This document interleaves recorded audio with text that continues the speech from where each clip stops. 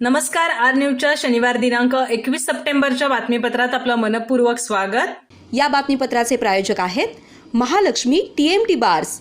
नाते अविरत जुळते आणि प्रत्येकाच्या मनातील चव जपणारे महालक्ष्मी सुरेश मसाले. आजच्या बातमीपत्रात प्रथम पाहूयात गल्लीपासून ते दिल्लीपर्यंतच्या ताज्या घडामोडींचा धावता आढावा आणि स्थानिक बातम्यांमध्ये पाहूयात मानसिंग खोराटे यांचा आमदार राजेश पाटील यांच्यावर कडवा हल्ला. दौलत साखर कारखान्यासाठी केलेल्या कट कारस्थानांवर पुराव्यानिशी खुलासा करण्याचा मानस. राजकारण आणि समाजकारणाबाबत मानसिंग खोराटे यांची स्पष्ट भूमिका.